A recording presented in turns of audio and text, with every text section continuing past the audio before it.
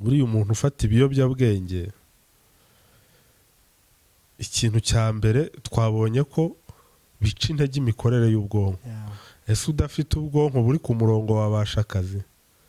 Iyo utabashije akazi urakena, iyo ukennye ufata ideni, iyo ufashe ideni ubwonko butari tayari urambura, iyo wambuye urasuzugurwa, iyo usuzuguwe utererwa icyizere, umuryango wawe ukagutera icyizere ukagusuzugura, abantu bakakubahuka bikagutera igisuzuguriro.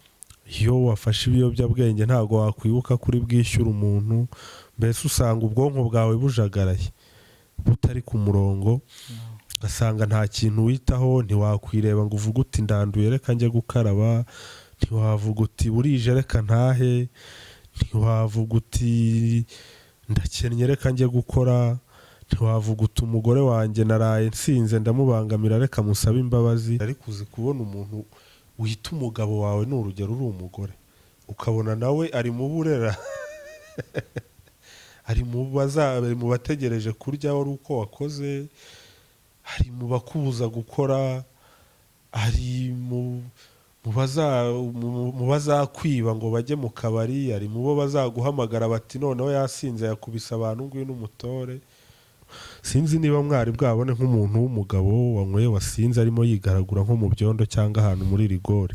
Iyo umubonye se uramwubaha, urabimwubahira cyangwa uravuga uti uyu mugabo yataye ikuzo.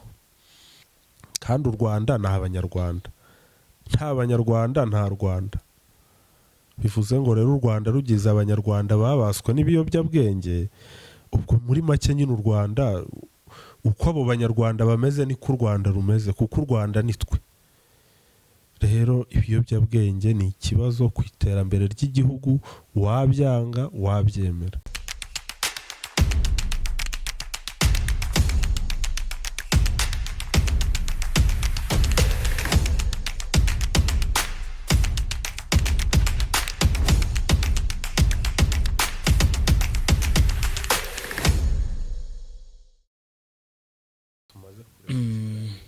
Okay, ngira ngo ubuhamya bw'uyu musaza mubonye urugendo yanyuzemo, uburyo inzoga zari zigiye gutuma atandukana n'umugore ndetse n'umuryango we, ariko kaza kuvuga ati ibi ntabyo.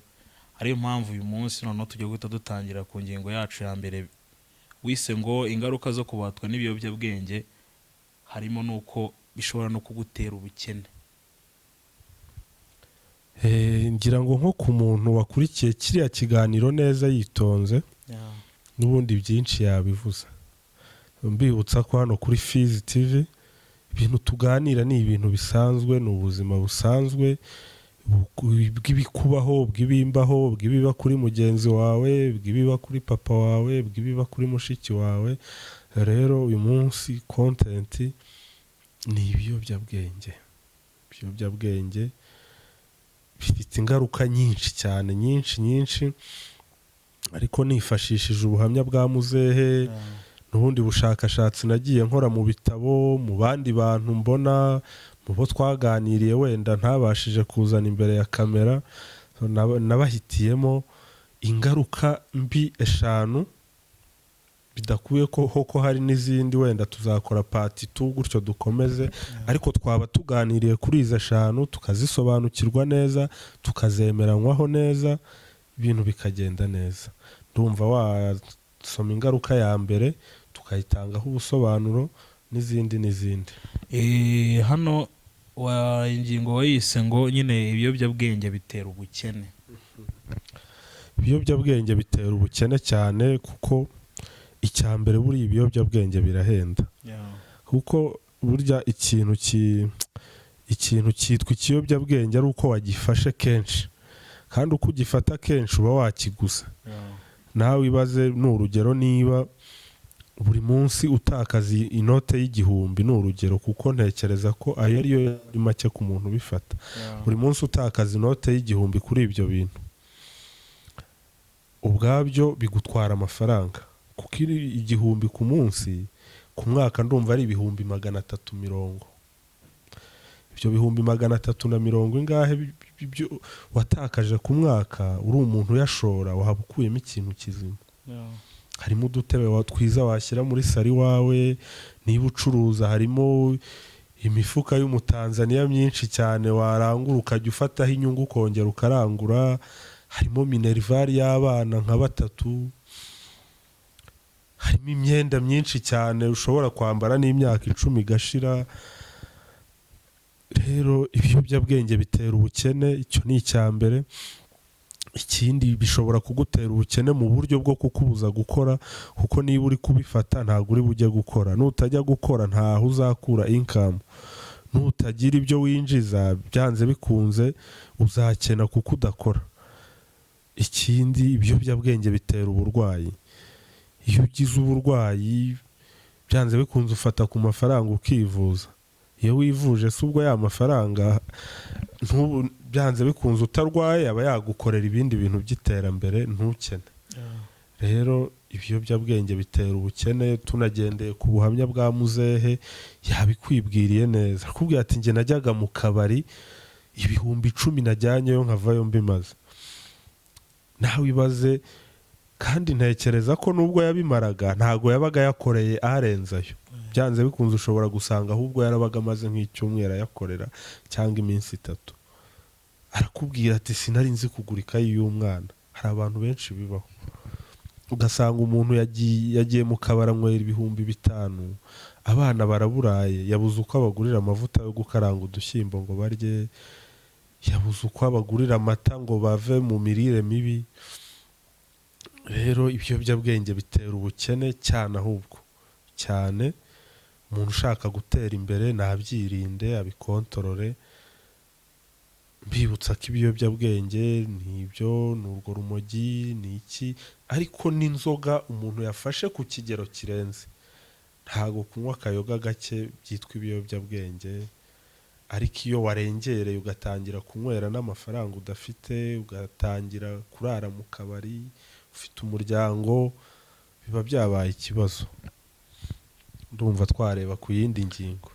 Ingingo ya kabiri niyo wise ngo bica intege imikorere y'ubwonko, cyabidindiza imikorere y'ubwonko cyane rwose, kuko buriya umuntu wabaswe n'ibiyobyabwenge biragoye ko ibintu bye byaba biri ku murongo, kuko buriya ubwonko nibwo bugufasha gushyira ibintu ku murongo, ukamenya ngo saa moya njya ku kazi. Niba waraye usinze ntago uzabasha kujya ku kazi saa moya, ukamenya ngo uyu muntu ampaye ideni nzamwishyura. Iyo wafashe ibiyobyabwenge ntago wakwibuka kuri bwishyura umuntu, mbese usanga ubwonko bwawe bujagaraye, butari ku murongo. Ugasanga nta kintu witaho, ntiwakwireba ngo uvuge uti ndanduye reka njye gukaraba, ntiwavuga uti burije reka ntahe, ntiwavuga uti ndakennye reka njye gukora, ntiwavuga uti umugore wanjye naraye nsinze ndamubangamira reka musabe imbabazi. Mbese imikorere y'ubwonko ibiri hasi, kandi kuri iyi mikorere y'ubwonko ijyana n'imikorere y'umubiri.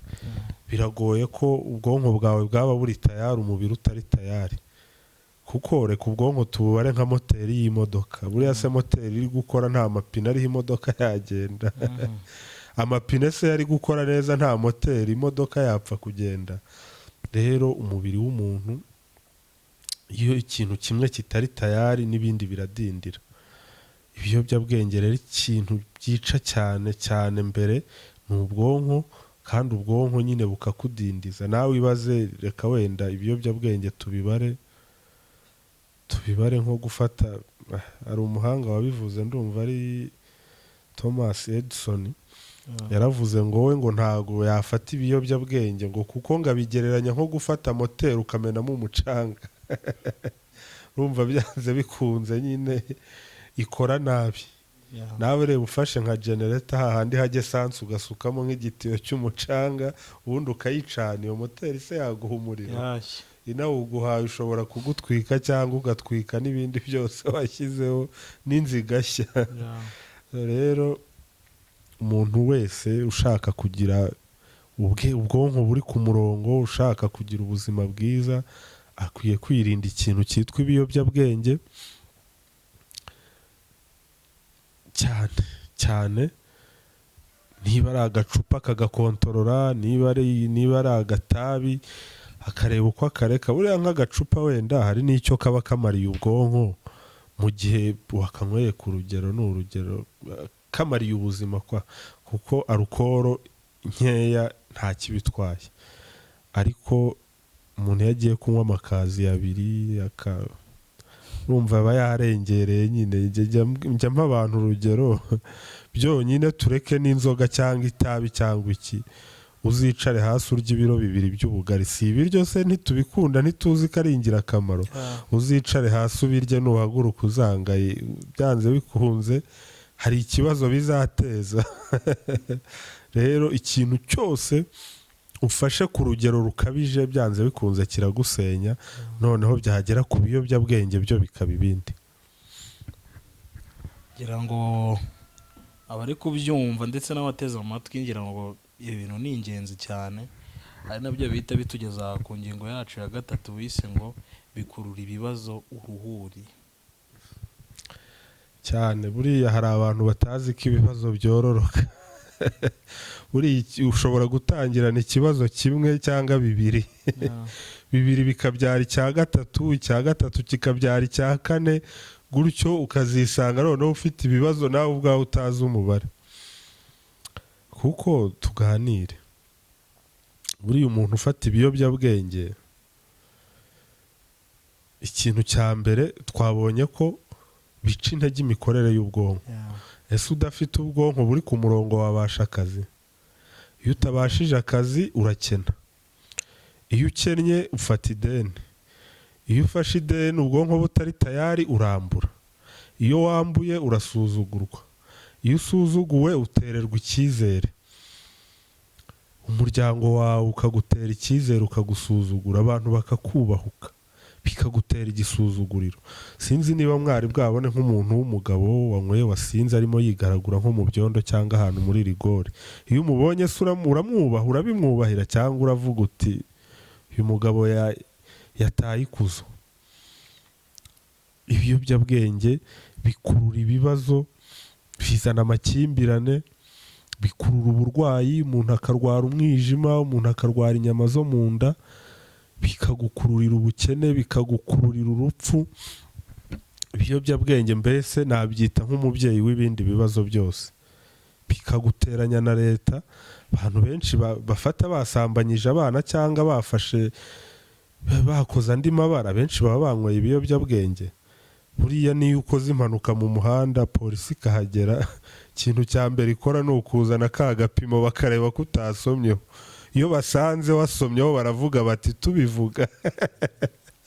Rero ni nayo mpamvu mubona leta y'u Rwanda yabishyizemo ingufu, bakubwira bati witwara imodoka wasinze, si uko iyo modoka yawe bayishaka, baragira ngo ugire ubuzima buzima, ukore uteze igihugu imbere.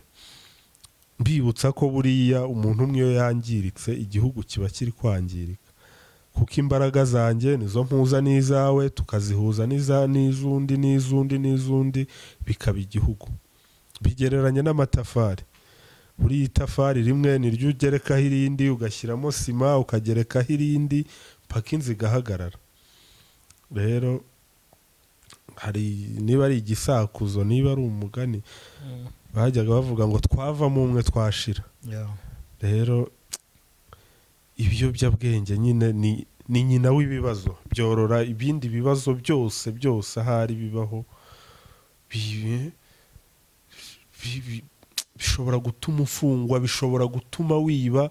Nawe ibaze, unyweye ibiyobyabwenge ku kazi barakwirukanye, aho wanywereye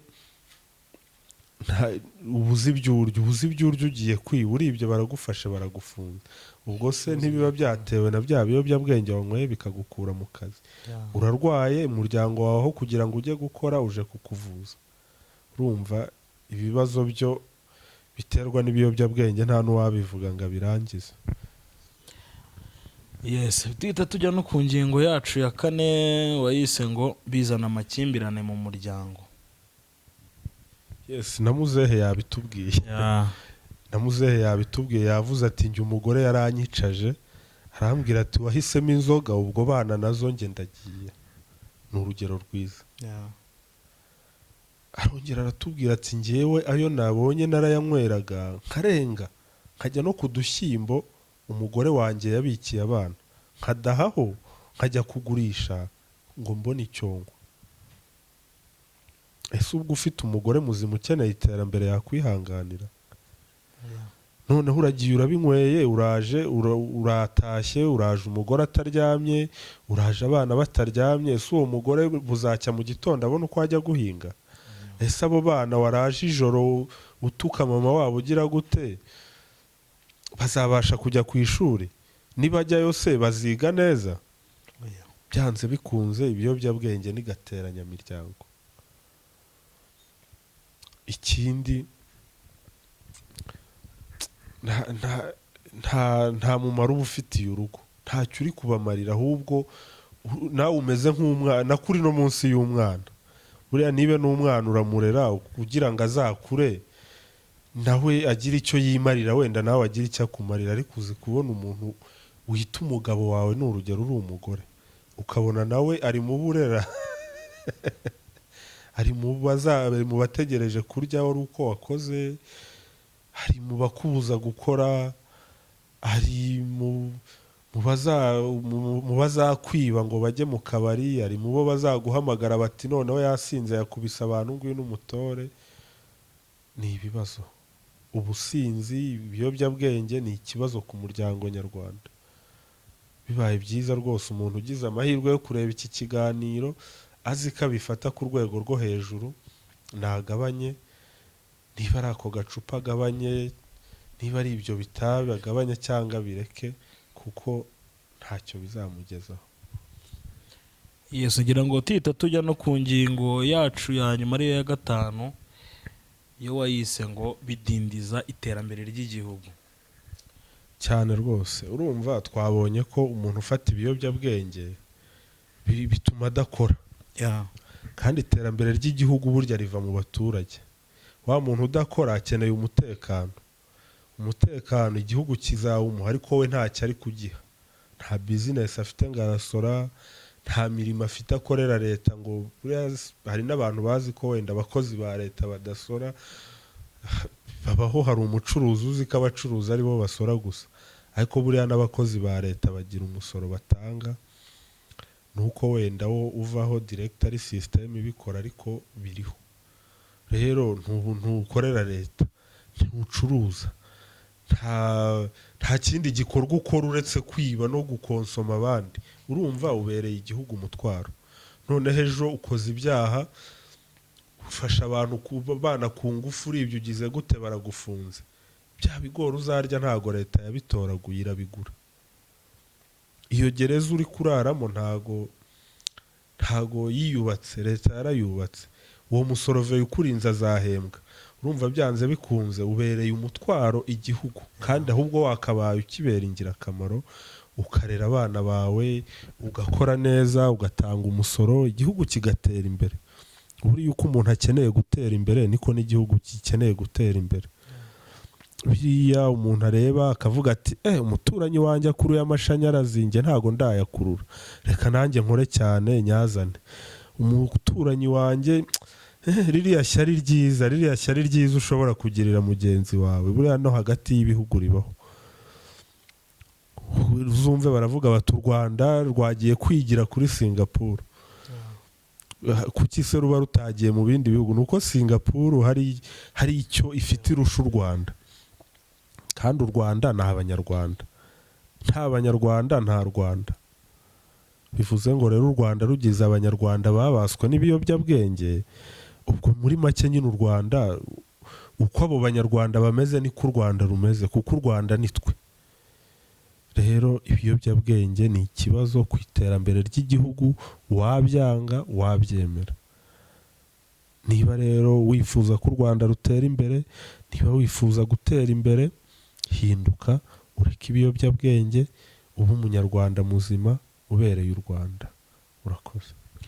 Ese ngira ngo turimo tunasoza wenda kuri ibyo ngibyo waruvuze, niba hari nk'igitekerezo cyangwa wenda nka conclusion wageza ku bantu mbere ko dusoza, akanya keza kawe ari kano.